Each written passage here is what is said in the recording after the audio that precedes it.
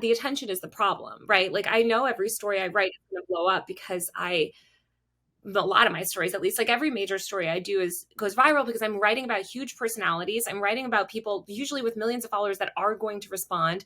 I'm writing about things that everyone's talking about or has strong opinions on, or that's trending or whatever. Like, and so there's just so much. If you do the job well, you are constantly you are in their world, right? You are in this content creator universe where like it's crazy, and you're operating in this new media ecosystem that's an attention driven ecosystem that's been weaponized by the worst people in the world. Hello and welcome to Reality Studies, a show that tries to clarify the chaos from culture to the cosmos. I'm your host, Jesse Damiani. Each episode, I sit down with leading thinkers for big idea dialogues about the research, concepts, and questions that animate their approaches to reality. Joining me today is Taylor Lorenz. Taylor is a technology columnist for the Washington Post business section covering online culture and the content creator industry. She was previously a technology reporter for the New York Times business section, The Atlantic, and The Daily Beast. Her writing has appeared in New York Magazine, Rolling Stone, Outside Magazine, and more. She frequently appears on NBC, CNN, MSNBC, CBS, and the BBC. She was a 2019 Knight Visiting Nieman Fellow at Harvard University and is a former affiliate at Harvard's Berkman Klein Center for Internet and Society. Taylor's work hits one of the main goals I have in doing a podcast in the first place. I started Reality Studies because over the past few years, I realized that a lot of us were asking variations on the same question: what happened to reality? And of course, follow-ups of how and why did it get so weird? Are we living in a simulation?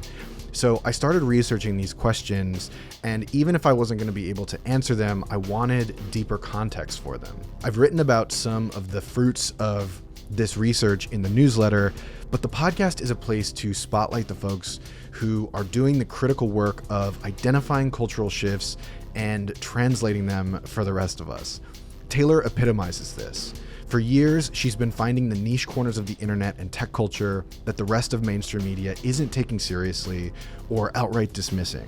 Her stories have documented how the commodification of attention has brought about new power structures, new economies, new creative ecosystems, new celebrities, and her book, Extremely Online, is out October 3rd.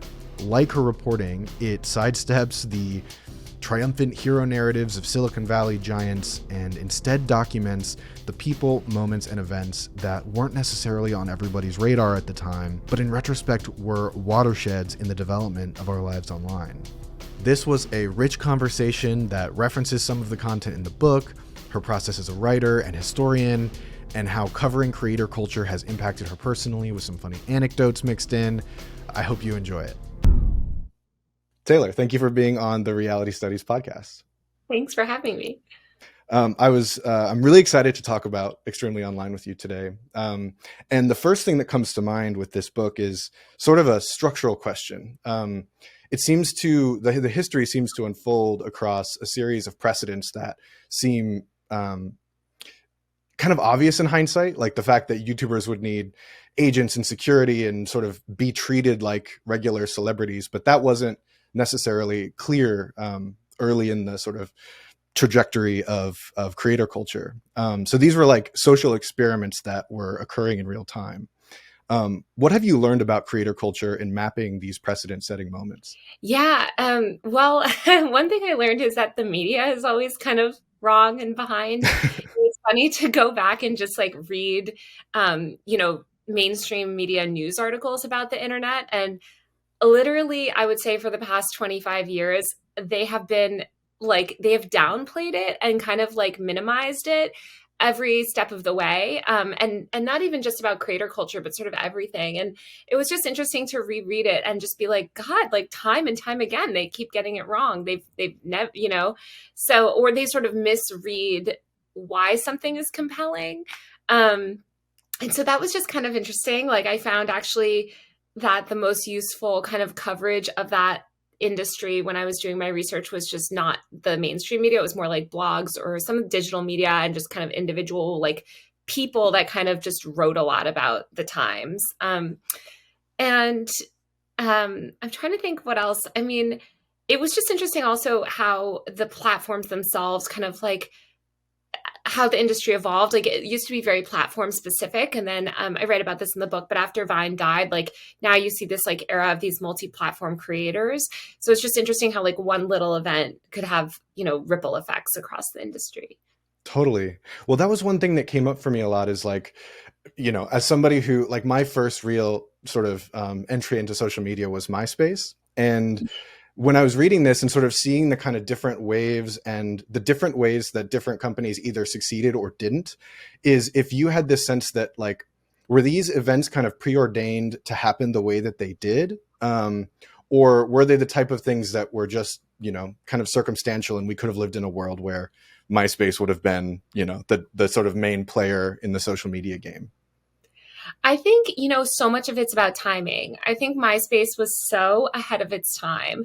And I think actually, this is another trend, I guess, that I saw a lot writing is like there were these people that were so early and actually saw the future before anybody else. Like I think MySpace's vision of the future and how they talked about entertainment and media is 100% basically the way TikTok talks about it now. MySpace wasn't, they had MySpace TV, but it was still very like web-based back then. They were thinking about social media, how it would be thought about in 15 years, but they were trying to build it at this time when being online itself was still very stigmatized and weird. And people didn't want to necessarily like add a lot of friends online. Like that wasn't the norm yet. Outside of like teenagers and other people like probably our age that thought it was cool.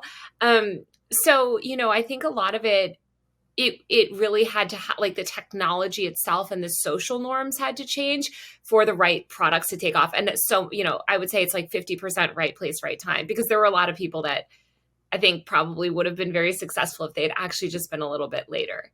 It's fascinating. One thing that also sort of we take for granted now kind of in that mix is like this notion of very contested notion of cancel culture. But you referenced this early moment from 2002 with the internet's first Scalp. I'd love if you could share kind of like what happened there and what you sort of see it communicating, kind of getting to the earlier question about this clash between old and new media formats. Yeah, I talk about Josh Marshall, who was an early blogger. He was a political blogger. He worked at the American Prospect by day, but he would blog by night at Talking Points Memo, which is now actually his independent media company. And I talk about this. It was a birthday party for Strom Thurmond. Yeah, it was Strom Thurmond, sorry. And so there was a toast given by Senate Majority Leader at the time, Trent Lott. And Trent Lott basically made a bunch of praise for sort of like some of the worst of Strom Thurmond's ideologies and kind of seemed to support like segregation. And this was something that kind of went over the heads of a lot of inside political writers, at the mainstream media. They just kind of ignored those comments and just kind of wrote like a quick item about, the birthday celebration. But Josh he noticed that, and he noticed that sort of like comment. He pulled it out and he did what bloggers do best, which is do like 20 posts on it and kind of relentlessly cover it until Trent Lott was forced to resign. And the New York Post ran a headline that was titled "The Internet's First Scalp," and it was about sort of how people on the internet, specifically bloggers and Josh Marshall, were able to get Strom Thurmond kicked out of office.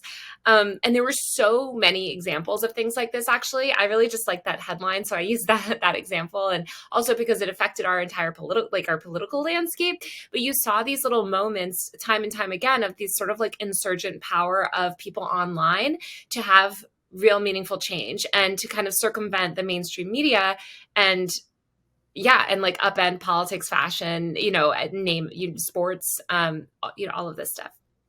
And have you observed in the past, one thing I sort of forgot to establish early on is like this history really looks at the past 2 decades. And this is this crucible basically in which social media is forged. Has the whatever old guard means in the given format, so whether that's like print journalism or as different successive platforms are emerging, have you observed this dynamic repeating itself again and again, or have you found that the old guard ever gets savvier? Like I'm thinking toward the end of the book, you reference like venture capitalists trying to kind of use their positions with startups like Clubhouse to kind of burnish their own brands as influencers. But then Clubhouse didn't necessarily find the success that they were hoping for. So what have you observed in that regard? Yeah. Well, it's very funny because I think venture capitalists learn that you cannot force, which Elon is learning today, like you can't force like specific people to be popular on your platform. You can try to force feed these people down people's throats, and you're going to lose users that way. And Clubhouse sort of found out the hard way. But I will say, yeah, I mean, so once the pandemic hit, which is a little bit around, like my book sort of ends a couple years into the pandemic, that's when everyone was really forced, obviously, to all be extremely online. And that's when a lot of institutional powers were forced to take it seriously because suddenly everyone was online and they were like, wait a minute, what's happening over here? Like this world we've ignored for literally 20 years, like maybe there's something here. And so you saw VCs pour money into, the dumbest startups alive, to be honest, because they had ignored it for decades. And then they were like funding things that nobody wanted or needed. And also there's already this robust $500 billion industry that they just ignored. So it's funny. I was talking to a friend of mine who's a VC and she read the book as well. And she's like, not all VCs. And it's true. They're not all VCs, like the Churning Group, I think it's called, like invested in Barstool early and a bunch of other sort of creator driven media companies. Like there are these but they're not generally the Silicon Valley tech VCs. The Silicon Valley tech VCs are sort of like notorious for coming into the last minute and trying to make money off something they have no idea about. I think they're all in AI world right now. So it was just kind of funny to see that they had missed the boat on that so badly. Because I think if they had gotten into it, and the ones that did get into it in 2010 or 2007, that recognized this stuff early, they made a lot of money. But and then in terms of traditional media, I mean, I work in traditional media and I can tell you they absolutely do not get it at all. I think they've tried a little bit more and they sort of recognize that they have to use the internet. Like there's people within these institutions that are brilliant and amazing. It's not really the workers, it's the management that sort of is just very slow to sort of grasp that it's not the 90s and they don't control the media. Like the media is the internet now. The media is not the New York Times and the Washington Post. Well, and actually, sorry, go ahead. Oh, sorry. I was just going to say for good or bad, I think there's a lot of pluses and minuses to that. Totally. I mean, would you be willing to share a little bit more about, you're somebody who kind of dances across both of these worlds, when you're thinking about your work, sort of covering creator culture and in some ways sort of adopting creator tactics while also being somebody who's a columnist at, your pedigree is all these kind of major media organizations. How are you thinking about that balance? Yeah, I mean, I am very much from the internet and I always sort of care about the internet more than I care about traditional media. But working in traditional media has been so interesting, I think, because I've really seen why can't they catch up? I used to write a lot of really negative things about, the mainstream media when I was a blogger. And now that I work in it, I think I have a lot more empathy for the people inside of it. It's generally not the reporters. Again, it's this management level that just is, it's like Congress is the same thing. Look around, our whole country is run by this gerontocracy that refuses to give up power and is not with the times. And that's true for media. It's true for politics. It's true for literally name any industry. So I think it's just, there has to be some turnover, I think, before anything really changes. So you referenced blogging, and one thing that I was really struck by early in the book, that I sort of, I guess, peripherally understood, but you really you bring such a power to this narrative, is about mommy bloggers. And the fact that your book is kind of chronicling the commoditization of energy, the commoditization of attention as power. And mommy bloggers are this first kind of, flashpoint in that trajectory. Could you share a little bit about the role that mommy bloggers have played?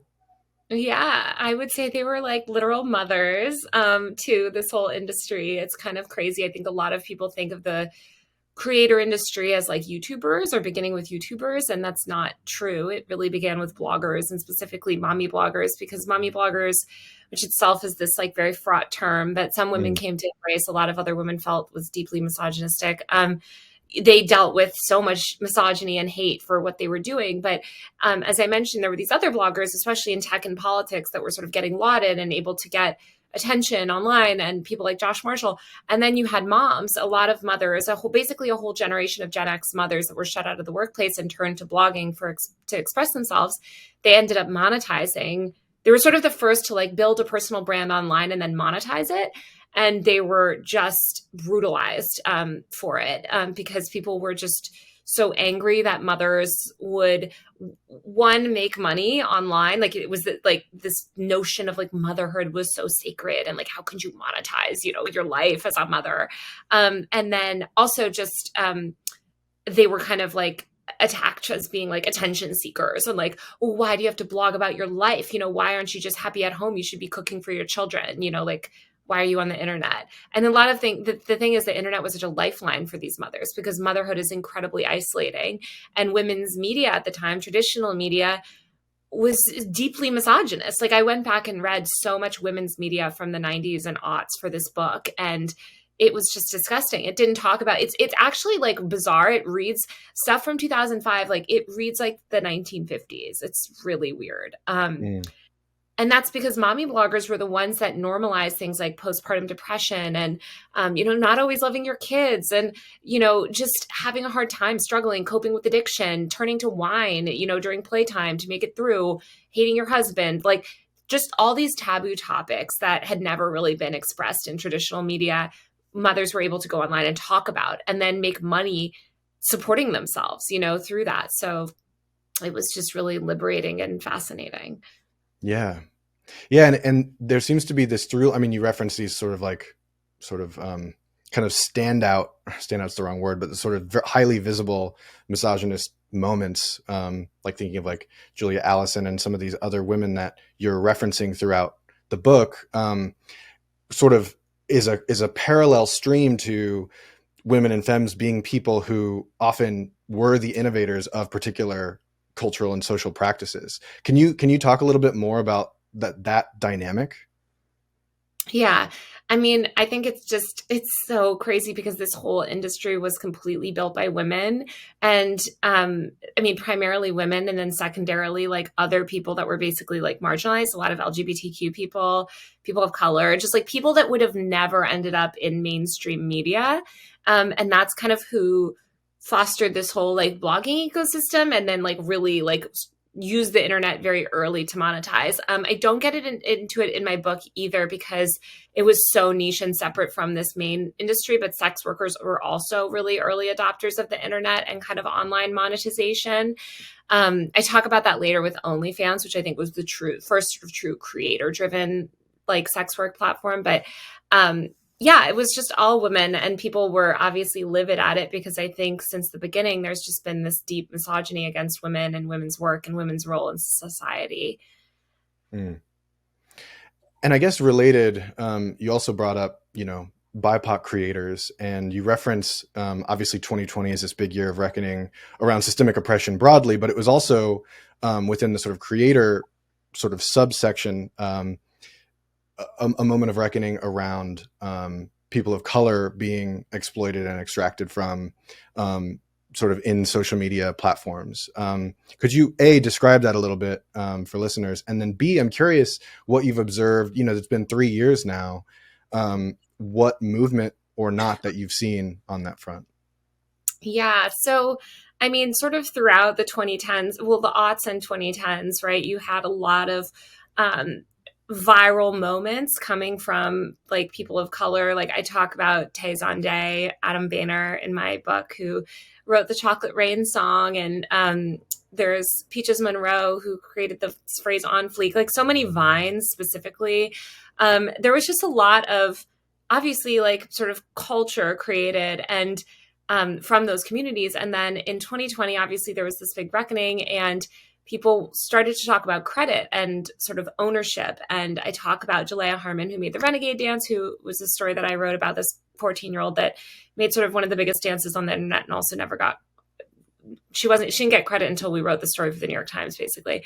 And so, you know, there was this like moment when people started to like, oh, like actually we should pay these people and actually we should, you know, do all this stuff. Unfortunately, as with every other bit of progress that was made in 2020, it flipped back very hard the other way. And now we have almost no one cares. I mean, no discussion of it at brands. I saw a chart released by some company recently where they've spending on creators of color has gone down actually from pre-2020 levels. So they're in sort of a worse position than they were previously. And I think, unfortunately, that's just sort of the case with all the social progress that was made in 2020, even outside of, I've talked to people about sort of why this is. And it's just because people, you know, for so many reasons, but there was no sustained pressure. Nobody wanted to make systemic change. I think a lot of people wanted to talk about it because it was trendy at the time, but nobody actually wanted to change the system. So we have a worse system now, which sucks. Well, I guess related to that, the other thing that really emerged in 2020 was TikTok as a vector for political communication, both like from politicians externally, but more predominantly like people spreading political messaging and sort of fostering information ecosystems. How are you feeling in terms of, like, when you bring up sort of progress, how are you feeling? You know, we're heading into another election year, and you know, TikTok is as strong as it ever was, and there's more kind of vehicles for video based messaging. Like, I don't know, what's your, you know, finger to the wind feeling about this coming year? Well, TikTok has always been just such a really important platform for activism and activists, and especially youth activism. Like young sort of people that want social change have leveraged TikTok very effectively. And I think that's why you see all these Republicans embracing it. Vivek, whatever his name is, who's running for, Ramaswamy, yeah, like, you know, he's out with Jake Paul on TikTok the other day. Like, so I think, you know, I think it's just going to play a bigger and bigger role in our political system because it's the default social network for millions of young people. And it's sort of like, I always describe TikTok as a combination of sort of Twitter and YouTube, where there is all this like academia and like political discussion and actually a lot of smart people and journalists and stuff. Well, actually not as many journalists as Twitter, but you know, like there's enough like media on there. And then, and so it's sort of like, and then also with YouTube culture, where it's like, it's very video based. It's very like commentary culture is really huge on TikTok. So I think it's just going to play a bigger role in our election cycles. And not the platform itself. Actually, I shouldn't say the platform itself. The platform itself, people like to think that it's like being programmed by China or something. It's not, or there's absolutely no evidence of that. I just mean that people leveraging the platform, activists and people leveraging the platform to get the word out about whatever they're trying to talk about. So this is not in the book, but just to kind of piggyback off that question, because I've seen you speak about this elsewhere and I'd love to kind of discuss it with you a little bit. There's a lot of like geopolitical positioning around TikTok in particular. What do you make of that relative to the sort of Western tech giants? Yeah, I mean, it's so hilarious to listen to these people talk about TikTok as if it's the greatest threat when we have Facebook here in our own country. Like, they're worried that TikTok could potentially, you know, disrupt an election when we have actual evidence that Facebook has done that many times. You know, many times. They're worried that TikTok could, like, you know, lead people to violence when we have so many examples of Facebook facilitating genocide in other countries. Like, it's like all of the stuff that they're accusing that TikTok might do, that there's no evidence TikTok has actually done or, you know, facilitated. We have so many examples of Facebook actually doing those things and actually facilitating those things. So it's just like, oh, but it's fine because it's America.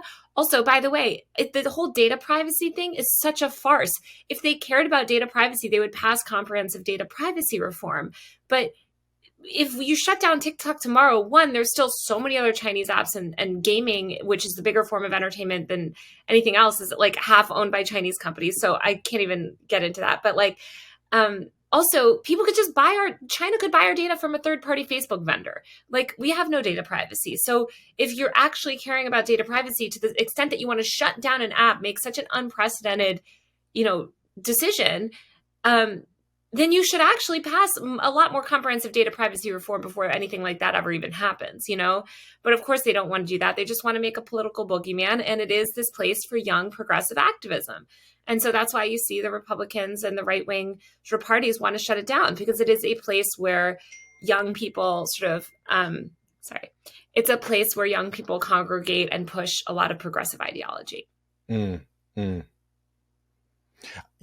sort of prompted me to think about that that report from, I think it was 2021 in Wall Street Journal, about Facebook knowing that Instagram was detrimental to adolescent women's mental health. And mental health comes up actually in Extremely Online as well, with this kind of like metrics game the algorithm culture, which like I think would have felt really foreign, like if you rewound to the 90s and sort of talked to like techno utopians and said like people are gonna feel so kind of like strung out because they're running on this hamster wheel, and that's like one of the primary effects of these platforms. Could you share a little bit about some of what's happened relative to mental health on these platforms and among creator communities? Yeah, well, these platforms basically put their creators, as you said, like on a treadmill. There's no off ramp. Being a creator is incredibly, incredibly difficult, and there's almost no respect for it. Like, there's no like institutional respect in the sense that like we don't have a social safety net in this country at all. So these people are basically like sort of trying to be their own, like they're essentially independent contractors for these companies, but they have no benefits. They have no support. They can't take a week off, right, without like losing followers, losing money. So it's a very hard job. And it of course affects mental health and social media generally. This public, I think making metrics public was like the original sin of social media. Like it's so negative because it puts this social pressure on everyone to like, make sure you get that extra like, or make sure you get an extra hit a certain follower numbers, because that says something about your social value. And it's very toxic. And I don't think that the internet is inherently toxic, or that the fact that it facilitates connection, the notion of social technology, I think is not toxic. We should be more connected. I hate this idea of like, oh, you just have to log off. And the more you log off, the more mentally healthy you are. I think you can spend literally 24/7 online. It's just that the way that we use the internet and the platforms we have access to, and most of the platforms that we're forced to rely on right now, are these really predatory ones. So I wish that wasn't the case, and I wish we had a much better social media landscape. But I think the focus is always kind of, I hate the focus of logging off. It's like, don't tell everyone to stop logging off. Tell everyone to like, let's build better systems to facilitate better connection, because people's lives aren't inherently better when they log off either. Yeah, it's often discounted that this is a whole architecture of power. I mean, it's a driver of the entire global economy now. So it's not, and you sort of make the point, like even if you're not part of any platform, then you'll be in other people's photos. It's like you're still kind of like your footprint is still traveling around these platforms. Exactly. This is a kind of shifting from the creators to their fandom. I'd love to talk a little bit about fandom with you, because another thing that I was really like, it's funny for me as a millennial, and I'm sort of like in terms of like where you sort of draw the mark, kind of like right in the dead middle of the sort of millennial time frame. And so I feel like I grew up with all these platforms, and I had varying degrees of sort of connection to them and connection to what was going on.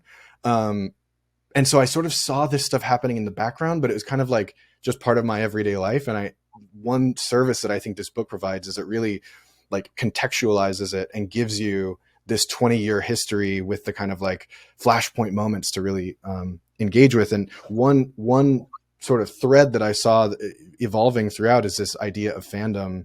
This is where this ties kind of into the earlier sort of discussion around the transition from friends to followers and sort of building a follower count, and the way in which that then also starts to foster fandoms.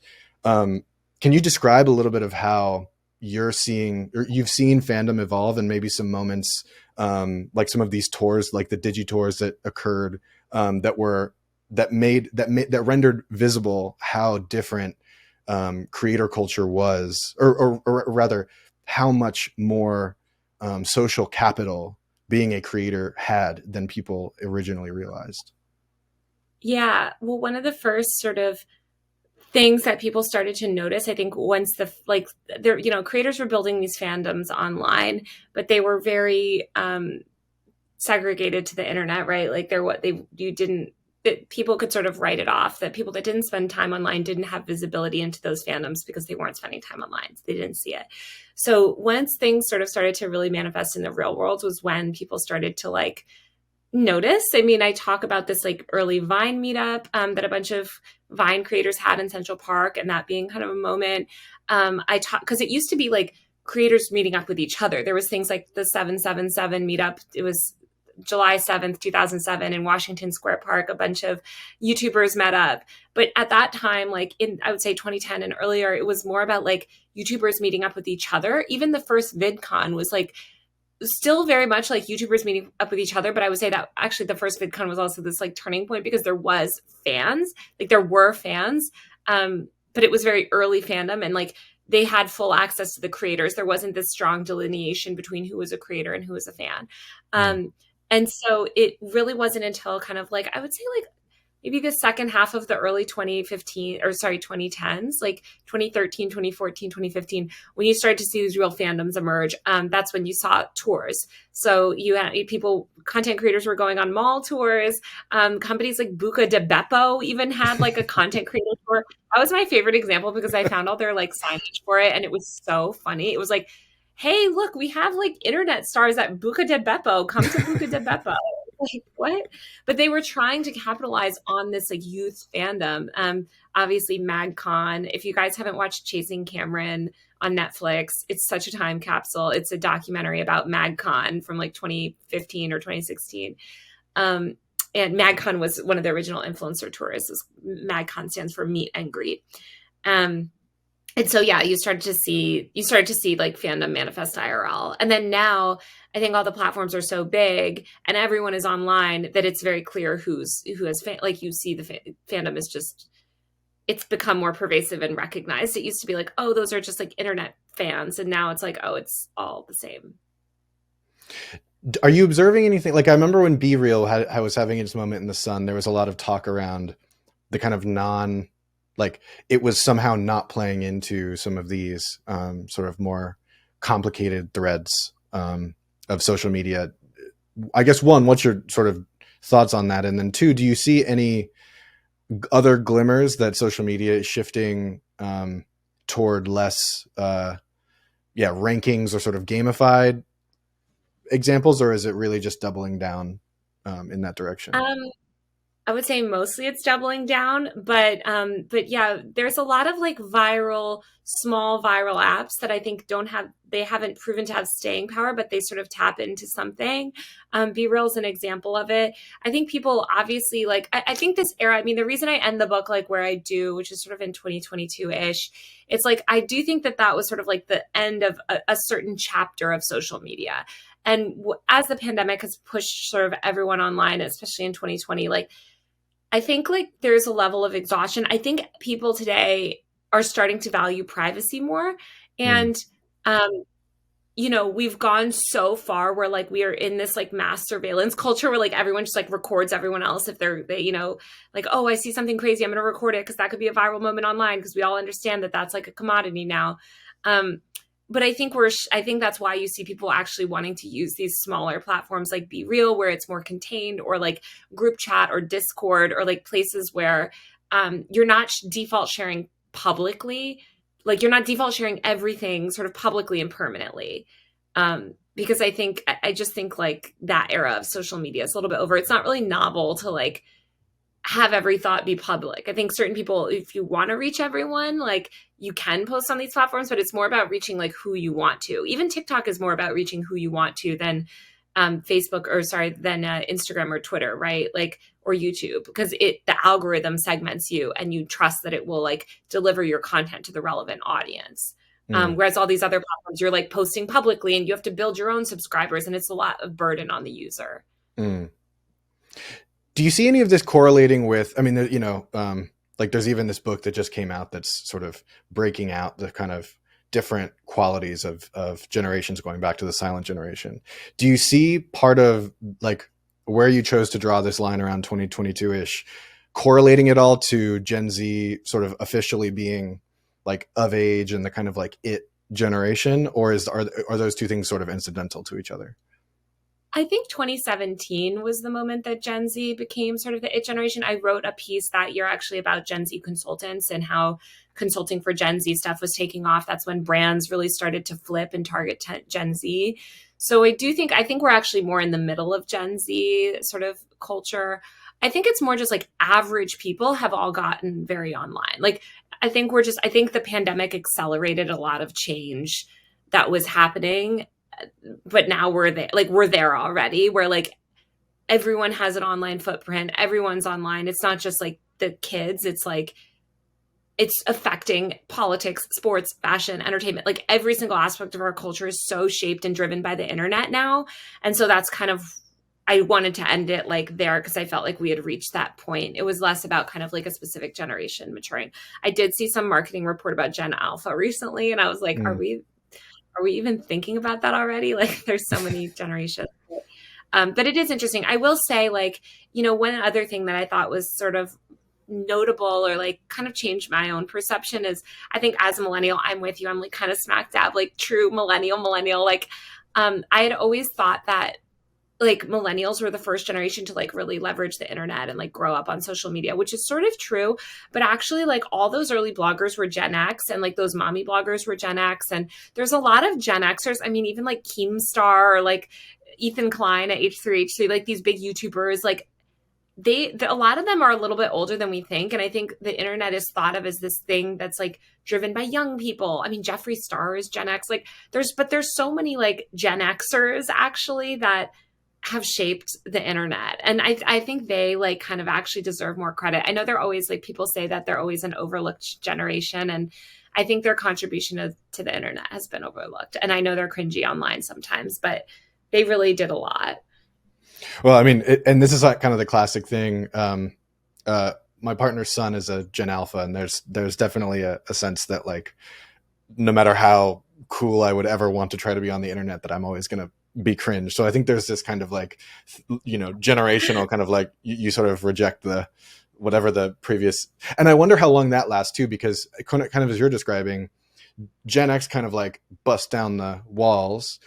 Millennials are much more platform oriented, and then now there's like this proliferation of platforms, but then how different does that become in the future? And I think that depends on a lot of factors in terms of like technology and things that are sort of out of our ability to sort of accurately forecast. But I kind of related to this in thinking about your role, like you kind of defined the digital culture beat. Like this wasn't something people took seriously before you, and now there's like a whole crop of people who cite you as their like main influence in this type of coverage. How were you like this, and this being like your first big book?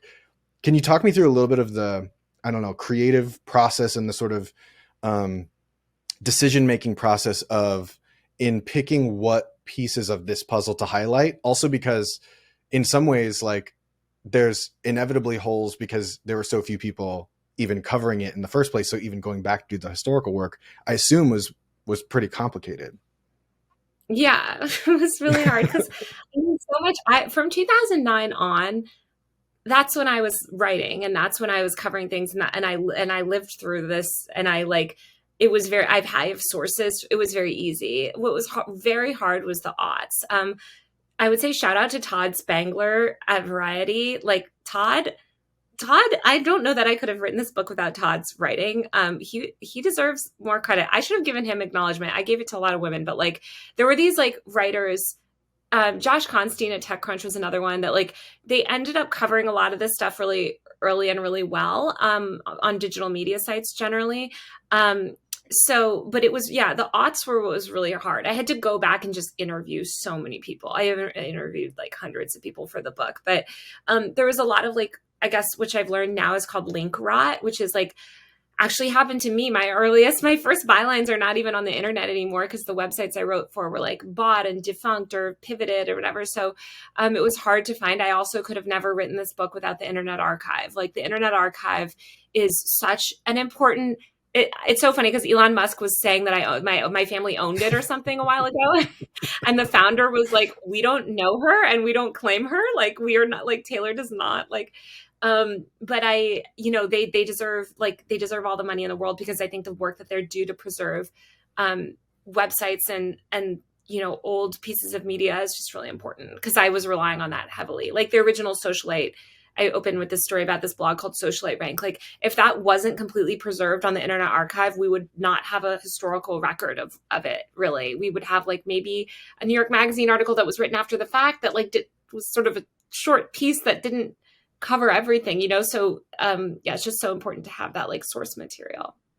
I mean, and I'm glad sorry, I'll say one other thing. I'm just so glad that there's more writers now. There's not even nearly enough.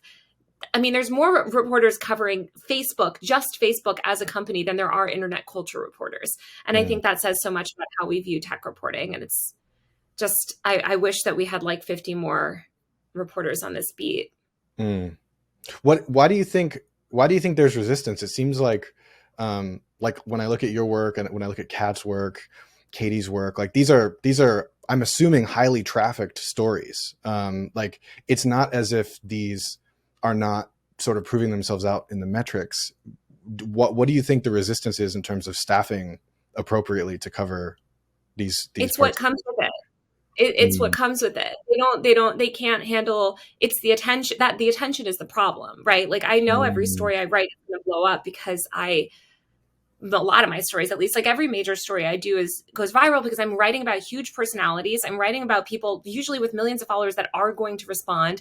I'm writing about things that everyone's talking about or has strong opinions on, or that's trending or whatever. Like, and so there's just so much, if you do the job well, you are constantly you are in their world, right? You are in this content creator universe where like, it's crazy. And you're operating in this new media ecosystem that's an attention driven ecosystem that's been weaponized by the worst people in the world.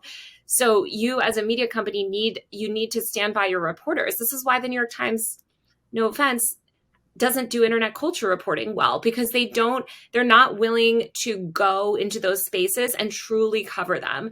You have a couple reporters that might dip in now and then, but they don't have anybody actually covering it. And that's why they cover everything like 2 months too late. I will say, though, Jessica Roy is very good, and she's been writing for them lately, and she's extremely with it and very good. And like Joe Bernstein as well. But I think it's so funny that those two writers are on the style section. That just shows kind of like how they view it. It's right. It's like, oh, it's this silly little thing over here. It's not like a core thing that's like upending everything in our political landscape and economy. So I think it's just so hard for traditional media. They're very scared of the internet. They're very scared of it. And they don't know how to react when attention is driven their way. And like, they don't know what to do. And the reporters themselves often are driven out of the industry. Like, I mean, I can think of 3 women right now who were phenomenal reporters who were driven out of the industry driven off of this beat specifically. Because of the amount of online harassment and hate and doxing and crazy shit that they've had to deal with. So you also have to be like, really good at dealing with that. And I would say like, I've started in this world in 2009, and I feel like what is the metaphor of like the boiling frog? But like, I'm, like everything that happened to me with like writing about libs of TikTok, I was like, Jake Paul fans have done this to me like years before. Like I'm old enough too where it doesn't affect my life as much, but these young reporters, they're even more online. Their lives are even more mediated by the internet. It's very hard for them. And if they don't have institutional support, they can't do their job. I'm remembering this moment where, and I think it was either right before or right after you had departed New York Times, and there was this sort of like public exchange with Maggie Haberman that I found to be really telling about how, journalists even, and it's not necessarily age or generational, because of course, as you sort of pointed out, they're very savvy and thoughtful older reporters, but it was kind of it was an older sensibility about like how, a reporter is supposed to sort of comport themselves and the certain types of objectivity they're supposed to maintain and the sort of persona. It wasn't about objectivity, though. It was about having a personal brand. First of all, I don't believe in Yeah, objectivity. I think everyone has, like, it's a lie. And I think Wes Lowery has written excellent pieces dismantling that notion. But totally. yeah, I had said in an interview, actually, I was asked the question about journalists having personal brands. And I was like, well, yes, journalists have to have personal brands, especially on the internet these days. That's like, we live in it's a very talent driven industry. And so journalists have to have brands.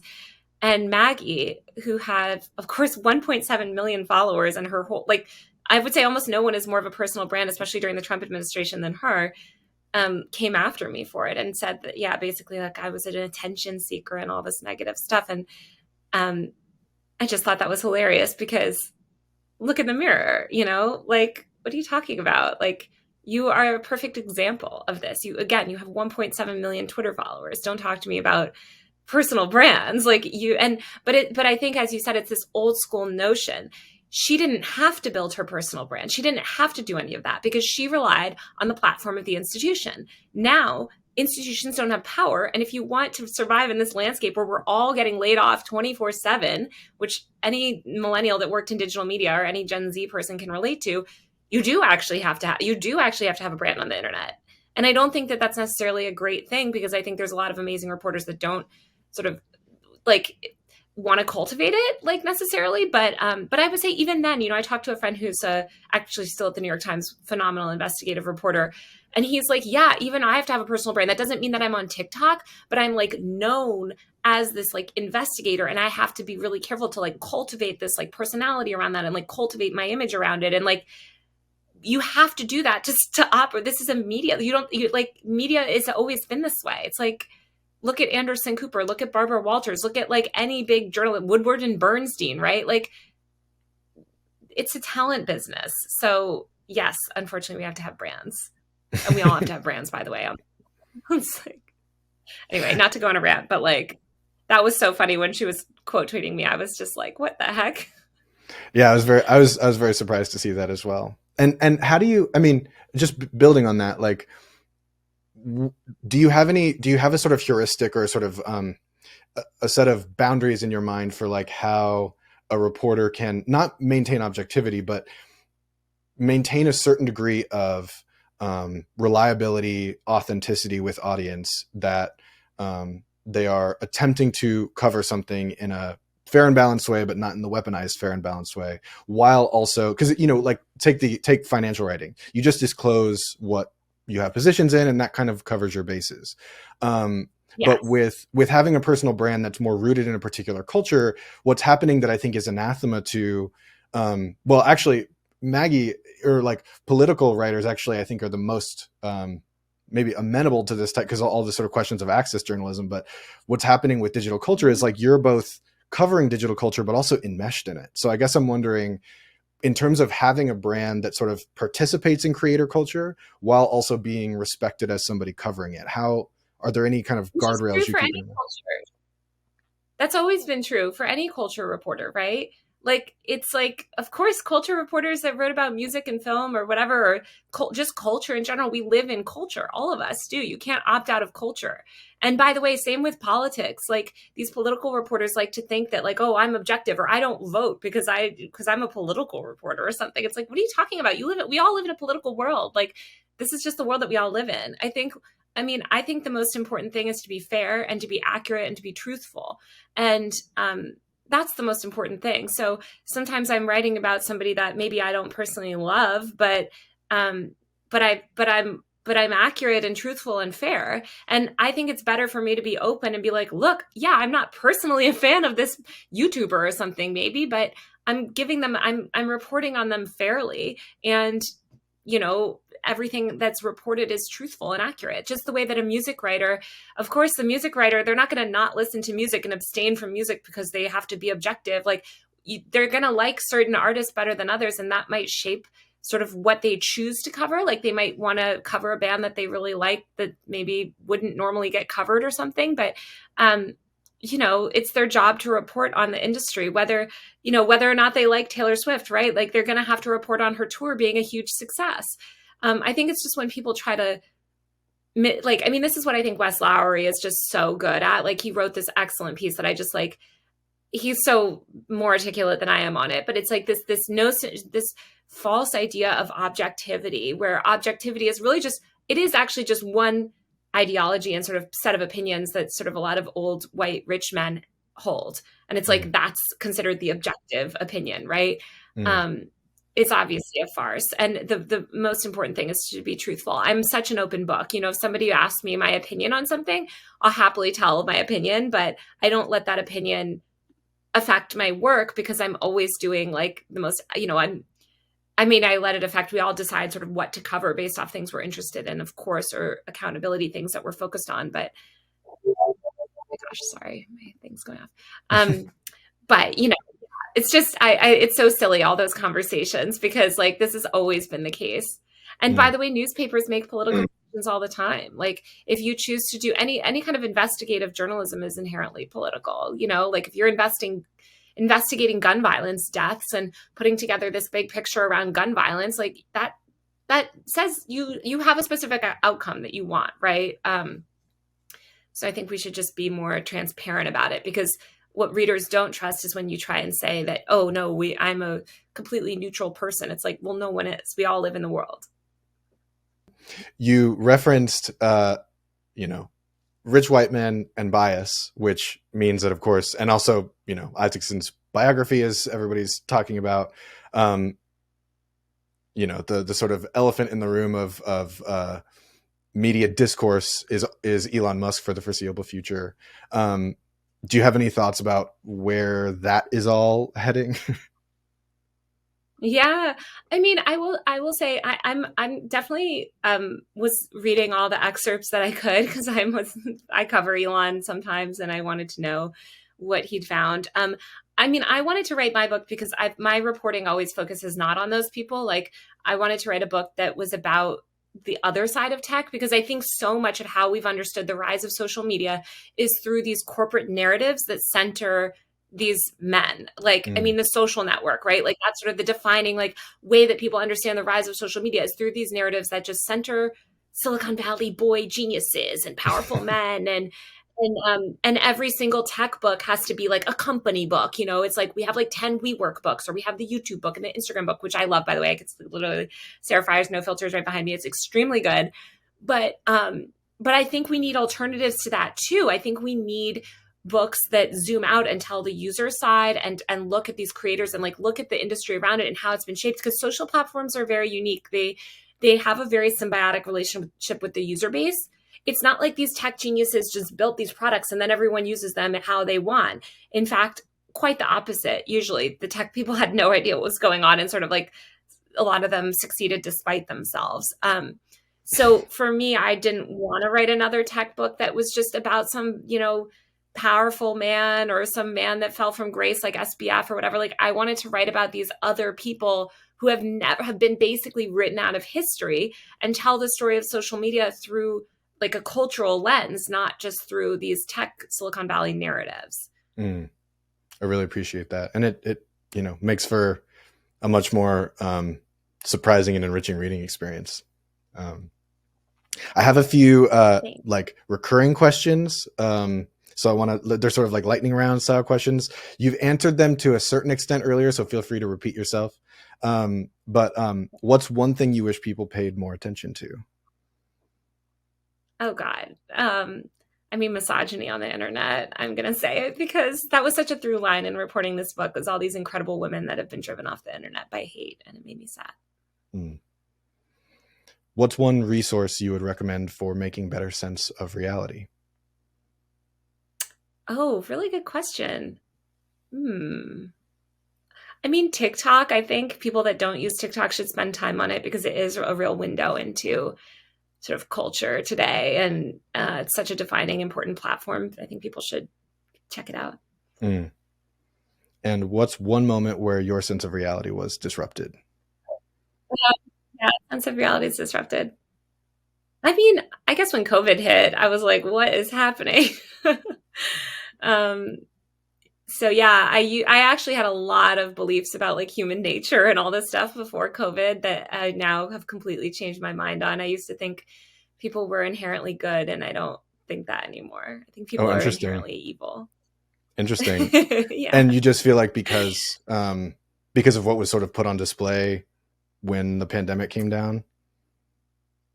Actually, it was what happened after. In 2020, that was sort of a really good year in the sense that people had a lot of solidarity and seemed to care about other people. I think anybody that follows me online knows this, but I'm severely immunocompromised. Actually, I really only talk about it on Twitter, so most people don't know, but I'm severely immunocompromised and very sick. And so I sort of in 2020 was like, oh, people are having solidarity and clapping for the healthcare workers. And now it's like, oh, I mean, they're banning masks and everyone can die. And we're going to have absolutely no systemic solutions to this like virus that continues to maim millions of people. And I mean, kill so many people. I mean, I lost another person that I loved to it just several months ago. Like, I'm sorry. so it's just horrible. It's horrible. And no one cares, of course, like no one cares. And in fact, actually there's real hostility. And I think a real like eugenicist sort of thinking that's emerged out of COVID, which is I learned is actually very common in the previous pandemic in 1919. Eugenics became this huge thing as well, like following that, and I think we're seeing that now with this notion of like vulnerable people. Well, you can just die, like hurry up and die because the rest of us are going to be fine, and that's not true. Eventually you will get sick and die. That is true for everyone, whether it's old age or cancer or something. Like we all die actually, and we all become vulnerable. You might not be medically vulnerable now, but you will be. And so I think it's really horrifying what's just the public sentiment, especially from political leaders. Like that's what's really scary is the normalization of just that thinking. And I'm like, oh damn, I really thought I thought we're better than that. But now I think everyone is sort of inherently bad, and you need society, like we have to build societies to facilitate good behavior among people and caring about other people. We don't have a very collectivist society. We live in like one of the most individualistic countries in the world. And I think that's why we have, outside of China, which is just so much bigger than us, the highest rate of COVID deaths in the world still right now, So that's something that changed. Not really internet-y, but no, I mean, it's I actually affected think how it's I view very, it. yeah, I can imagine. Yeah. And I remember reading, all caveats that the numbers could be off and whatever, but I remember reading somebody to the effect of like, given the projected spread of COVID over, the next 10 or 20 years or something like that, that we're essentially going to be dealing with like 20% of the population in some way, large and small, affected by long-term deleterious health impacts, which was really, really striking when you have, political leaders saying like, it's done, let's go back to work. Yeah, sorry to all the sick and disabled people. You can just die. And by the way, there's absolutely no safety net for you. So if you do get disabled, you are dead to the world, because we live in this hyper-capitalist society where as soon as you lose value as a worker, your life loses value. And it's very sad to see leftists parrot this stuff, because like no one has defended the capitalist state more than like these leftists that also want to pretend that COVID is over. And it's scary because you're like, people have like socialist in their bio and they're just like, oh, you can't work, you're useless. It's like, what are you guys talking about?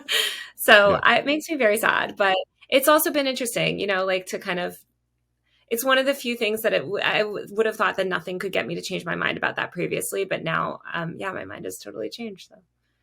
Well, how about this? Let's rewind to pre-COVID, because one thing we didn't talk about that I really did want to talk about with you is you reference in your acknowledgments both how Tumblr, I believe you wrote, I had written down the quote, but something to the effect of like it saved your life, and also that your Taylor Lorenz 3.0 community was really supportive in making decisions around the book. So I'd love to hear a little bit about those kind of episodes, in your life. Yeah.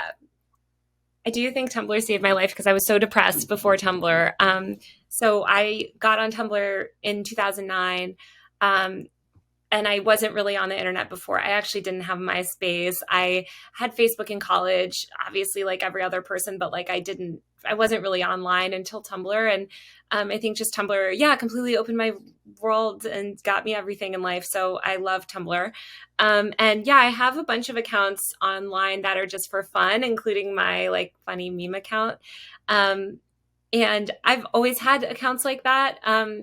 But I just love the community that I have online and my community of followers, because when I had to I'm the most indecisive person ever. So when I had to make decisions about the book, I would always do like polls and stuff, and they would always like give me advice and help me. And obviously they're the ones that have pre-ordered my book and really supported me throughout my career, and they support my work. And so I'm just so grateful to like anyone that follows me and engages with my work and supports my work, because I couldn't do it without them, So shout out to all the followers. I guess extending from that, do you have any ideas for, like, are there things that could happen at the level of creator culture or tech infrastructure of social media platforms that would maybe give you some more faith in the sort of inherent goodness for humanity? Or maybe like a cleaner way of sort of phrasing the question is, what would you identify as something that's desperately needed in the social media creator ecosystems?